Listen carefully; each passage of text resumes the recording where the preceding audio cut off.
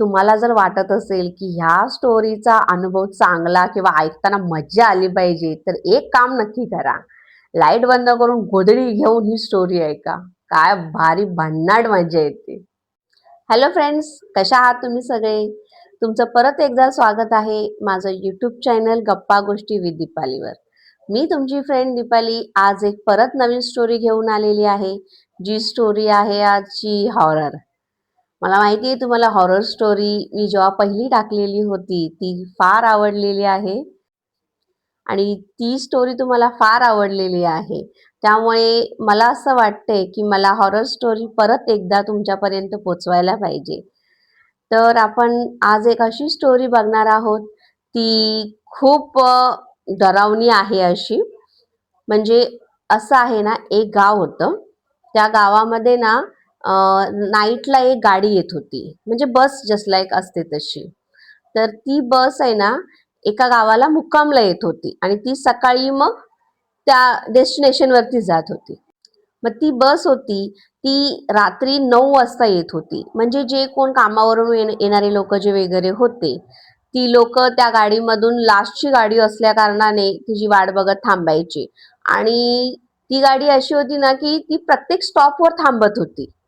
त्याच्यामुळे सगळी माणसं तिच्या वेट करत होती आणि त्यांना प्रत्येक स्टॉपवर ती गाडी थांबवावी लागत होती.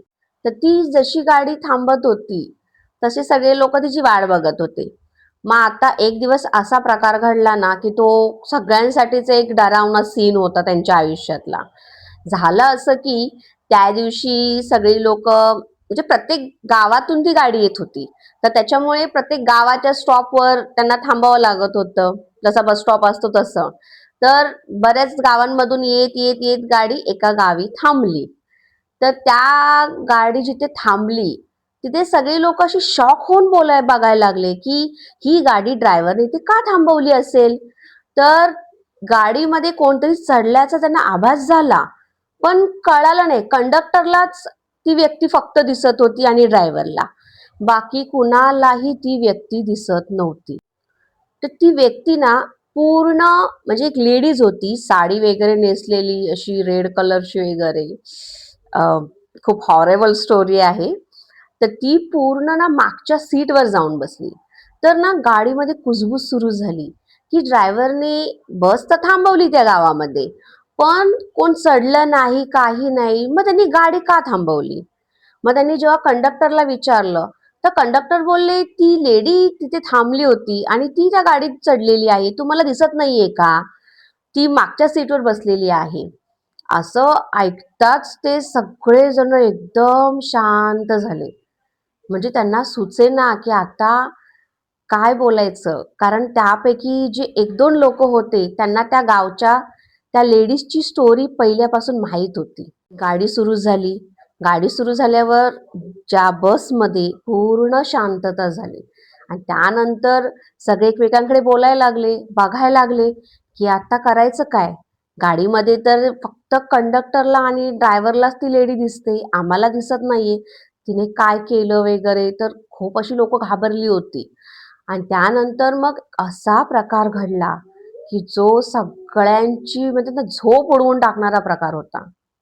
म्हणजे जी गाडी ज्या गावामध्ये मुक्कामला जात होती, त्या गावाच्या वेसेपर्यंतची पोचली. तिथे म्हणजे पोचायला फारसा वेळ नव्हता, थोडासाच वेळ होता.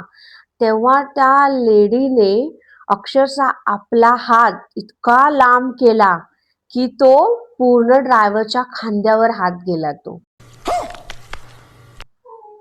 त्यानंतर ड्रायव्हरला जो घाम फुटला, त्यांना पण समजलं की काहीतरी खूप विचित्र आहे. खांद्यावर एका बाईचा हात आणि फक्त तो हात कंडक्टरला आणि ड्रायव्हरलाच दिसत होता, दुसऱ्या कुणालाही नाही. त्याच्यामुळे बाकी कंडक्टर आणि ड्रायव्हर इतके घाबरले होते की त्यांना काही सुचत नव्हतं. पण त्या जो ड्रायव्हर होते ज्या बसचे, त्यांनी जो समजूतदारपणा दाखवला तो खरंच भारी होता. त्यांनी काय केलं, कुठेही इकडे तिकडे न बघता स्पीड 100च्या स्पीडने गाडी जी पळवली. पळवल्यानंतर ती त्या मुक्कामच्या गावाच्या दिशेने गेली आणि पूर्ण गावामध्ये जेव्हा ती गाडी जाऊन थांबली तेव्हाच त्यांनी गाडी थांबवली. आणि त्यानंतर तो हात त्यांना काही दिसला नाही. मग सगळे लोक उठले गाडीतून, गाडी थांबली. मग त्यांनी विचारलं की काय झालं, तुम्ही इतकी जोरात स्पीडने का गाडी पळवलीत? मग त्या कंडक्टरने आणि ड्रायव्हरने सांगितलं की अशा अशा स्टोरी, म्हणजे त्या बाईचा हात माझ्या खांद्यावर आला होता आणि तो हात बाकी कोणाला, ते बोले आम्हाला तर काही दिसलाच नाही तो हात. मग ड्रायव्हर बोलले की मला तो माझ्या खांद्यावर दिसत होता, पण फक्त ड्रायव्हर आणि कंडक्टरला. तर त्यांनी हा खूप चांगला निर्णय घेतला की गाडी कुठेही नाही थांबवली. त्यापैकी एक पॅसेंजर असे होते, म्हणजे वयस्कर होते. त्यांनी सांगितलं की ती ज्या गावी तुम्ही गाडी थांबवली तिथे एक बाई होती, म्हणजे एक्सपायर झाली होती, आणि ती दर दिवशी अमावस्या पौर्णिमेला एका म्हणजे अशा गाड्यांसाठी लिफ्ट मागत असते. आणि जो गाडी थांबवतो ना त्या गाडीत ती जाऊन बसते, भले ती बाईक असो, स्कूटी असो, व्हॉट एव्हर काहीही असो. पण ते आजोबा जे सांगत होते ना, ते जेव्हा ऐकलं लोकांनी, त्यांच्या तर म्हणतात ना मस्तक आता स्फोट झाल्यासारखं झालं की हा प्रकार काय, एक मरणाच्या धारातून ती लोक परत आलेले आहेत. म्हणजे म्हणतात ना कुठेतरी त्यांचे कर्म, चांगले कर्मच त्यांच्या उपयोगाला आले. पण त्या दिवसानंतर ती गाडी 9च्या ऐवजी 7 वाजताच यायला लागली. कारण कोणालाही असा प्रकार नको असतो आपल्या आयुष्यामध्ये. आणि हॉरर म्हणजे त्या बाबांनी तेच सांगितलं की त्या गावाजवळ आजपर्यंत कुणीच गाडी थांबवली नव्हती. मी तुम्हाला पण तेच सांगणार होतो, पण मला उठता येत नव्हतं किंवा तुमच्यापर्यंत पोहोचता येत नव्हतं की बाबा मला सांगायचं आहे. पण इथून पुढे कधीही तुम्ही गाडी आणाल तेव्हा तुम्ही तिथे न थांबवता सुसाट गाडी पूर्ण त्या मुक्कामच्या गावापर्यंत पोहोचली पाहिजे. तुम्हाला ह्या स्टोऱ्या कशा वाटतात हे मला तुम्ही कमेंटमध्ये सांगत जा. आणि माझं चॅनल जे गप्पा गोष्टी विथ दीपाली आहे त्याला प्लीज जाऊन लाईक, शेअर आणि सबस्क्राईब करा. त्याशिवाय माझ्या ज्या आलेल्या स्टोऱ्या आहेत त्या तुमच्यापर्यंत कशा पोहोचणार, त्यासाठी सबस्क्राईब करा. बाय.